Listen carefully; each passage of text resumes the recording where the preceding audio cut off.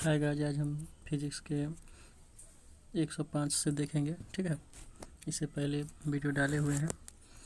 पहला क्वेश्चन है 105 में, उचित रीति से कटे हुए हीरे की असाधारण चमक का मुख्य आधारभूत कारण क्या है? तो उसका अति उच्च अपवर्तन सूचकांक, ठीक है, ऑप्शन नंबर बी हो। ठीक है, जब एक कॉम्पैक्ट डिस्क सूर्य के प्रकाश में देखी जाती है तो इंद्रधनुष के समान रंगीन दिखाई पड़ती है। इसकी व्याख्या की जा सकती है। परावर्तन और अपवर्तन की परिघटना, ऑप्शन नंबर ए। ठीक है,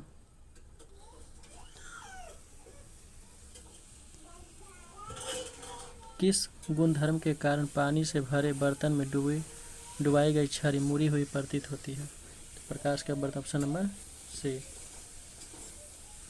समतल दर्पण पर आपतित किरण 60 डिग्री है तो परावर्तन कोण कितना होगा? तो इसका भी मान 60 होगा। अगर आपतन कोण का मान 90 डिग्री है तो अपवर्तन कोण के बाद का कोण 30 डिग्री है तो माध्यम का अपवर्तनीय सूचकांक कितना होगा?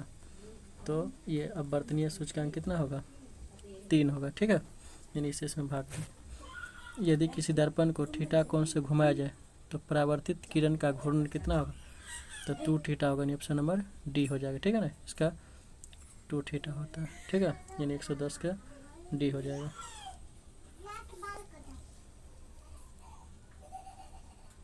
पूर्ण आंतरिक परावर्तन होता है जब प्रकाश जाता है, प्रकाश हीरे से कांच में। ठीक है, मृग तृष्णा का उदाहरण क्या है?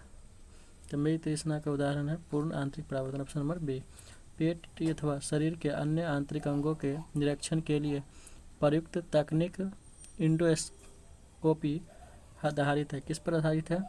तो इंडोस्कोपी किस पर आधारित है? तो पूर्ण आंतरिक परावर्तन, ऑप्शन नंबर ए। इंद्रधनुष के कारण क्या है? तो ऑप्शन नंबर बी अपवर्तन हो जाएगा। ठीक है ना, प्रकाश के अपवर्तन के कारण।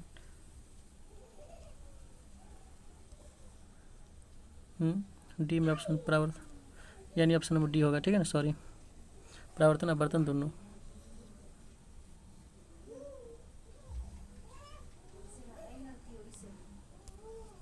आकाश का रंग नीला होता है किसके कारण? तो प्रकाश के प्रकीर्णन के कारण। ठीक है, वायुमंडल प्रकाश के विसरण का मुख्य कारण क्या है? तो विसरण के कारण क्या है? धूलकण। खतरे के संकेतों के लाल प्रकाश का प्रयोग किया जाता है। क्यों किया जाता है? क्योंकि इसका प्रकीर्णन सबसे कम होता है। ठीक है ना, तरंगदैर्घ्य सबसे अधिक होता है।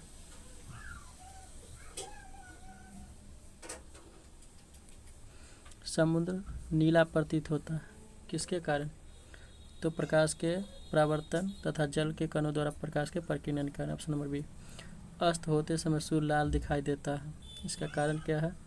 तो इसका कारण है प्रकाश के प्रकीर्णन। साबुन के पतले झाग में चमकदार रंगों का बनना किस परिघटना का उदाहरण? तो ये हो जाएगा ऑप्शन नंबर बहुलित परावर्तन और व्यतिकरण। ठीक है, मोटर कार में पथ दृश्य के लिए कौन सा दर्पण का प्रयोग किया जाता है? तो इसके लिए प्रयोग किया जाता है उत्तल दर्पण। ठीक, पीछे से आने वाली गाड़ी को देखने के दाढ़ी बनाने के लिए अवतल दर्पण का उपयोग होता है, ऑप्शन नंबर ए। मानव आँख की रेटिना पर प्रतीत होता है तो कौन सा प्रतिबिंब प्रतीत होता है? तो वास्तविक उल्टा।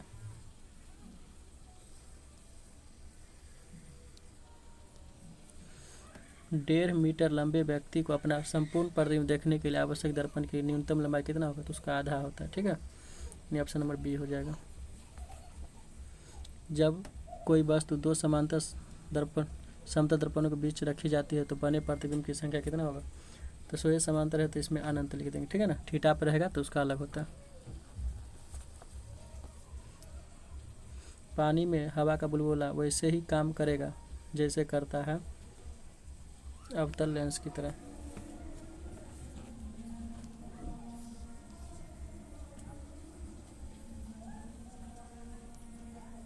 धूप के चश्मे की क्षमता होती है, तो धूप की चश्मा की क्षमता कितना होता है? 0 डायोप्टर। ठीक है, और 0 होगा। यदि किसी ऐनक के पावर 2 डायोप्टर है तो फोकस दूरी कितना होगा? तो 50 सेंटीमीटर, ऑप्शन नंबर सी होगा। यानी 1/f होता है, पी बराबर। ठीक है, तो इस पर बैठा लीजिएगा। किसी अपारदर्शी वस्तु का रंग उस रंग के कारण होता है जिसे वह क्या करेगा?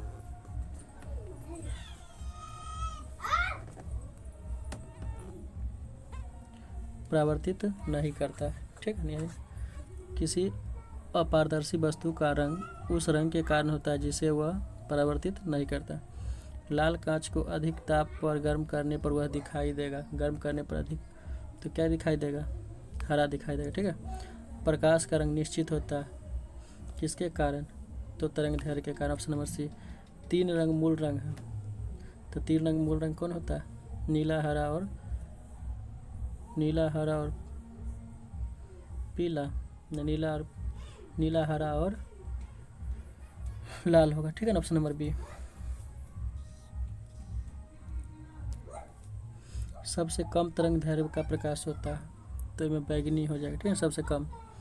और लाल का सबसे अधिक तरंग दैर्घ्य होता है, ऑप्शन डी होगा। जब प्रकाश लाल हरा नीला रंगों को समान अनुपात में मिलाता है तो परिणामी रंग कैसा होगा, तो परिणामी रंग जो होगा वो सफ़ेद होगा, ठीक है। कैमरे में किस प्रकार के लेंस का उपयोग किया जाता है, तो कैमरा में जो होता है उत्तल लेंस का उपयोग किया जाता है, ऑप्शन नंबर ए। आइरिस का क्या काम है, तो आँख में जाने वाले प्रकाश को नियंत्रित करता है, इन मात्रा को नियंत्रित करता है, ऑप्शन नंबर ए, ठीक है। निकट स्थित दो से पीड़ित व्यक्तियों के चश्मे में प्रयोग किया जाता है, तो निकट में कौन होता है, तो अवतल लेंस, ऑप्शन नंबर सी। दूर दृष्टि के लिए उत्तल लेंस होता है, ठीक है ना, ऑप्शन नंबर सी, ठीक है। दूरबीन का आविष्कार गैलीलियो ने किया था, ऑप्शन नंबर ए।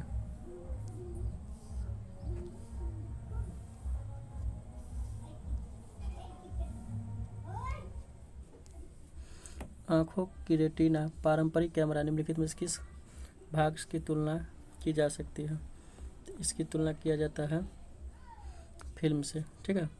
किसी आवेशित चालक का संपूर्ण आवेश उसके क्या होते हैं, तो बाहरी पृष्ठ पर रहता है। वस्तु का आवेश किसके स्थानांतरण के फलस्वरूप होता है, तो इलेक्ट्रॉन के स्थानांतरण के फलस्वरूप, ऑप्शन नंबर ए। आप कार में जा रहे हैं, यदि असमान बिजली गिरने वाली है तो सुरक्षित रहने के लिए क्या करना होगा, तो कार की खिड़की बंद कर लेंगे, ठीक है। दो स्थिर आवेश के बीच लगने वाला बल उसकी मात्रा के गुणनफल के अनुपात में पाते हैं, उनके बीच की दूरी के व्युत्क्रमानुपाती होते हैं। यह नियम किसने दिया था,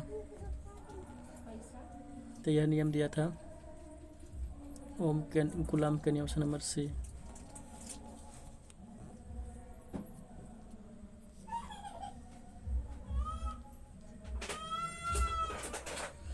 किसी विद्युत परिपथ में इकाई धनावेश को एक बिंदु से दूसरे बिंदु तक ले जाने के लिए किया गया कार्य द्वारा मापा जाता है, उस बिंदु क्या में होता है, विभवांतर, ऑप्शन नंबर बी।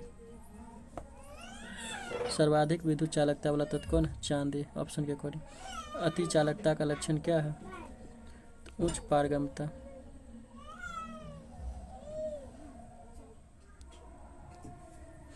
अधातु विद्युत के कुचालक होती है, क्यों, उसमें मुक्त इलेक्ट्रॉन नहीं होते हैं। तांबा मुख्य रूप से विद्युत चालन के लिए प्रयोग किया जाता है, क्यों, तो तांबा मुख्य रूप से किया जाता है क्योंकि इसकी विद्युत प्रतिरोध निम्न होते हैं, ठीक है।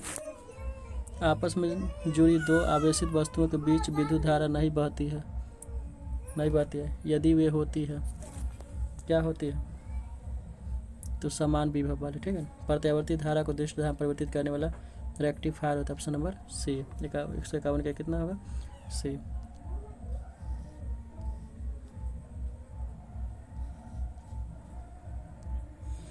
विद्युत फिटिंग में एक तार को भूतार से स्थापित, इसका कारण क्या है, कि लघु पतन हो जाने पर धारा भूमि में चली जाएगी, ठीक है।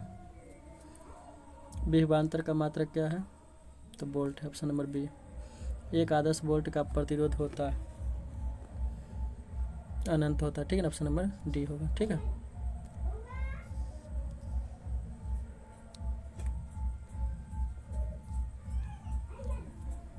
प्रतिरोध मात्रक है तो ओम है, ठीक है ना। प्रतिरोध कैसा मात्रक ओम है।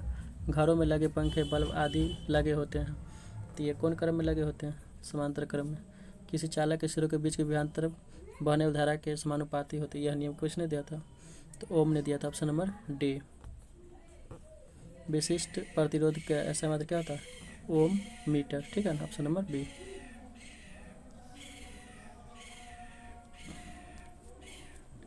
3 ओम 6 ओम के समांतर क्रम में जोड़ा जाए तो संपूर्ण प्रतिरोध तो 1/3 + 1/6 जोड़ लीजिएगा, ठीक है ना। तो लघुत्तम कितना आएगा 6 3 2 यानी ऑप्शन नंबर 2 यानी ऑप्शन नंबर सी हो जाएगा, ठीक है ना। एक शुष्क सेल में कौन सी ऊर्जा पाई जाती है? शुष्क सेल में हमेशा कौन ऊर्जा रहता है?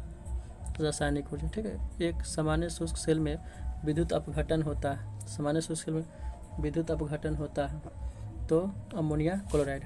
एक कार बैटरी में प्रयुक्त विद्युतीय अपघटन होता है तो सल्फ्यूरिक अम्ल का, ठीक है। वोल्टियर सेल का आविष्कारक कौन है?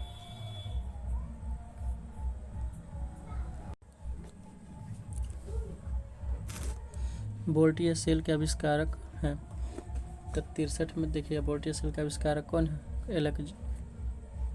अलेक्जेंडर वोल्टा, ठीक है ना। शुष्क सेल है तो ये शुष्क सेल क्या है? प्राथमिक सेल है। लोहे के ऊपर जिंक की परत चढ़ाने को क्या कहते हैं? Galvanisation, option number A. विद्युत अपघटन संबंधित नियम किसने दिया था? तो ये नियम दिया था फैराडे ने।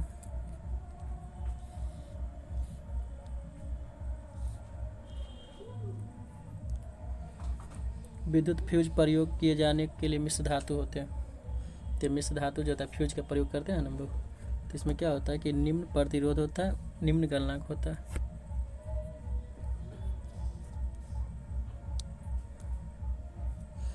आमतौर पर सुरक्षा फ्यूज लगाने के लिए प्रयोग होने वाली तार किस पदार्थ की बनी होती है?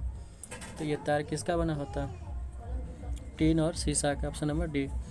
बिजली के बल्ब का फिलामेंट तत्व से बना टंगस्टन का, ऑप्शन नंबर डी। विद्युत हीटर का एलिमेंट बना होता है नाइक्रोम का तार, ऑप्शन नंबर ए।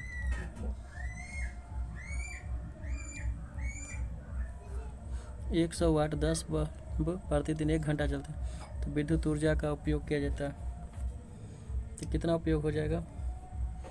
तो 1000 यानी 1 यूनिट, ऑप्शन नंबर ए। सबको गुना कर दीजिए, ठीक है ना, 1000 से भाग दे दीजिए। त्वरित चालक का आविष्कार किसने किया था? तो बेंजामिन फ्रैंकलिन ने किया था 72 में, क्या, ऑप्शन नंबर सी। निम्न में से कौन विद्युत अनुचुंबकीय है यानी पैरामैग्नेटिक है? अनुचुंबकीय, ऑप्शन नंबर सी क्रोमिन। प्रतिचुंबकीय डायमैग्नेटिक कौन है? तो इसमें डायमैग्नेटिक कौन है? तो बिस्मथ हो जाएगा, ऑप्शन नंबर बी।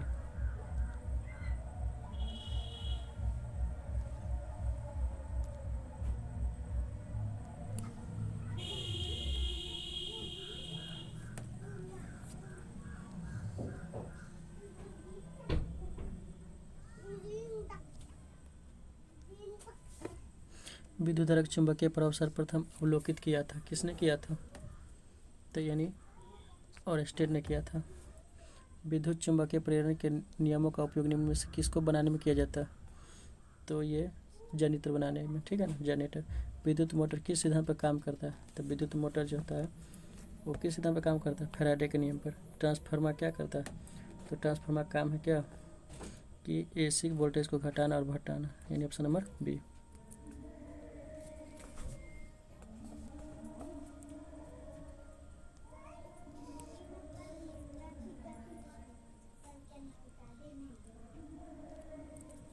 लेंज के नियम किसके लिए आवश्यक है? तो ऊर्जा संरक्षण के नियम, ऑप्शन नंबर ए। परमाणु के नाभिक होते हैं तो न्यूट्रॉन, प्रोटॉन और न्यूट्रॉन होगा, ठीक है ना, ऑप्शन नंबर ए। न्यूट्रॉन की खोज किसने किया था? तो चैडविक ने किया था।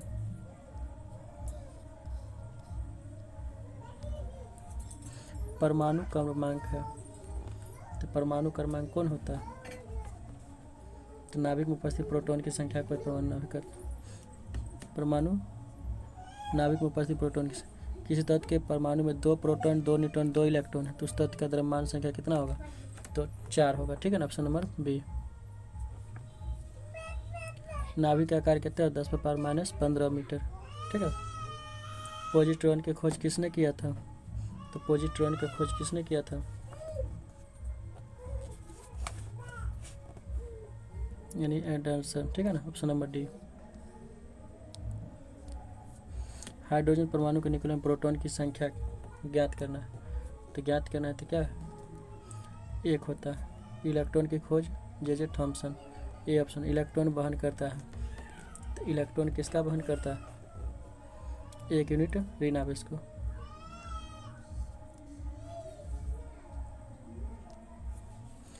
ऐसे परमाणु जिनके परमाणु क्रमांक समान परंतु परमाणु द्रव्यमान भिन्न भिन्न हो तो उसको कहते हैं समस्थानिक। Option number B.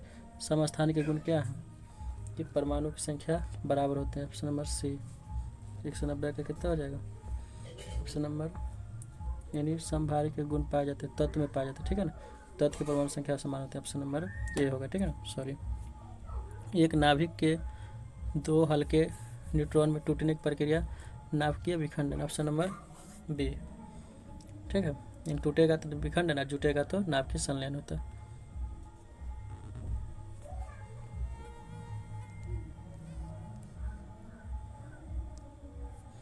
दो हल्के नाभिक मिलकर एक भारी नाभिक होता है, नाभिकीय क्या होगा? संलयन। Option number B. ना परमाणु बम आधारित है नाभिकीय विखंडन पर, ठीक है। लगभग यहाँ तक समझ गए होंगे। फिर अगला वीडियो बनाएंगे इससे आगे, ठीक है।